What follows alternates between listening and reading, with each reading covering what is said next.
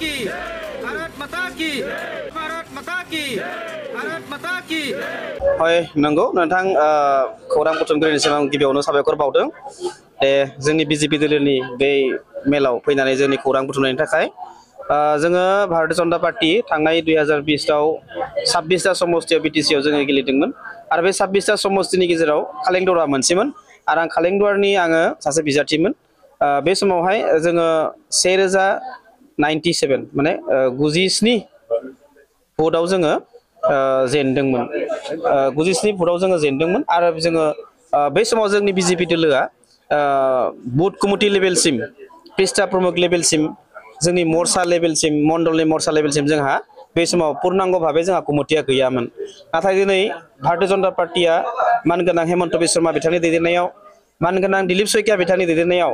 मानगोनां उदालगुरि जिल्लानि आफादगिरि जोंनि सुनिल कुमार बसुमतारिनि दैदेननायाव आरो जोंनि मण्डलनि सभानेत्री मानगोनां अर्पणा मेधि बायद'नि दैदेननायाव दिनै कालेंदर समस्तिया 3 गुन बांसिन गोहोगोरा जाबाय आरो मोनफ्रोमबो बुथआव जोंहा बुथनि कमिटिया पूर्णांग जाबाय आरो मोनफ्रोमबो बुथआव सदस्यआ जोंहा मोनफ्रोमबो सदस्य जुब बाहिनीनिफ्राय लानानै महिला बाहिनीनिफ्राय लानानै जोङो खालामनो हादों आसा खालामदों फैबाय थानाय समाव जोङो कालेंदर समस्तिनिफ्राय गोरलैयै जोङो देरहासार जानो हागोन आरो बे समाव नुनो मोनदों जे बेयावहाय गोजौनि सासे थाखानाय स्टेन्डिं जितु एमसिएलए दङ बिथांखौ फेजेननायनि राहा बा बिथांनिसिम नोंथांमोना जुजिनो हागोन ना हाया आङो बिथांनि नामखौ लायोब्ला मिनिनो ओंखारो बेखायनो मानो होनना बुङोब्ला नंगौ थांनाय बोसोराव बिथाङा देरहादों आरो बेयावहाय बिथांखौ जों फेजेनलायनाङा आरो बिथांखौ जों फेजेननाङा रायजोआनो फेजेनगोन आरो मानो होनना बुङोब्ला जोंनि सासे मुरब्बिया जोंनि सासे समस्तिनि दैदेनगिरिया जिबायदि रायजोफोरनि आखल दिन्थिबाय जिबायदि बेबहार खालामबाय रायजोफोरा साबजानाय मोनाखै आरो बयनिबो आखायाव मबाइलाव नुनो मोन्दों आरो बिथांनि जितु बिहेभियार बेखौ जों नुनो मोन्दों आरो बिथांमोननि नीति आदर्शआ माबायदि जों नुनो मोन्दों बिथांमोननि दोलोनि नीति आदर्शआ जों रायजोफोरा बयबो मिथि मोन्दों जे मानसिफोरखौ साथा गंसेजों बुरखायनो नागिरदों थाव बथलसेजों बुरखायनो नागिरदों माने आधा लिटार मा होनना बुङो आधा केजि माने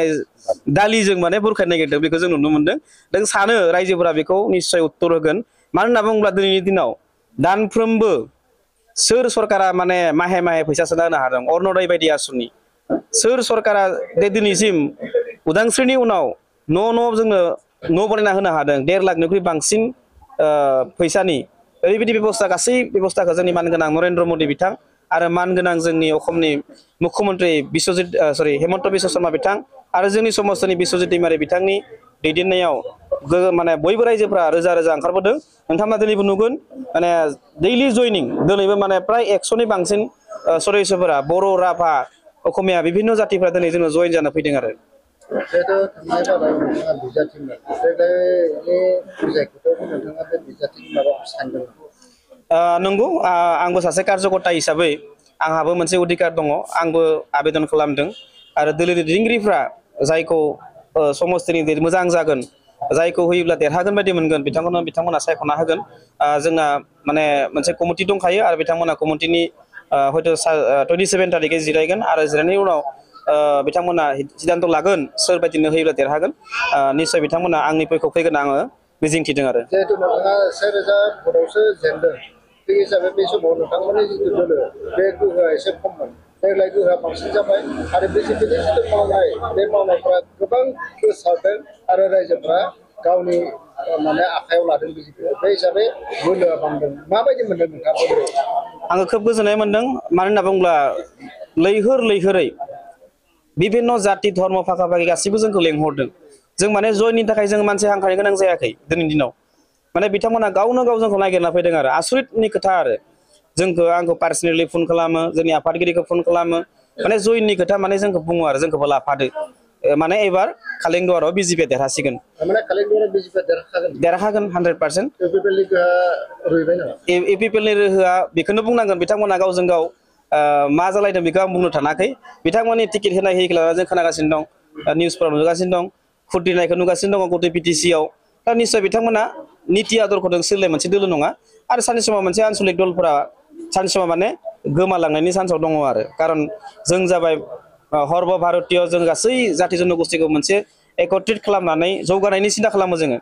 दिनै मा सासेल' जोङो एमएलए मोन्दोंमोन मानो गोनां बिश्वजित दैमारि सार बिथां सासेल' एमएलए मोननायावनो जोङो पानारि समस्तियाव उदालगुरिजों सासेल' एमएलए जोङो बिजेपिनि बिथाङा 2200 कौटिनिख्रुइ बांसिन खामानि मावदों नोंथांमोना लामा नुदों बेंबारिनिफ्राय नावकाटा थांनाय लामा टंला कलेजाव 10 कौटिनिख्रुइ बांसिन जोंहा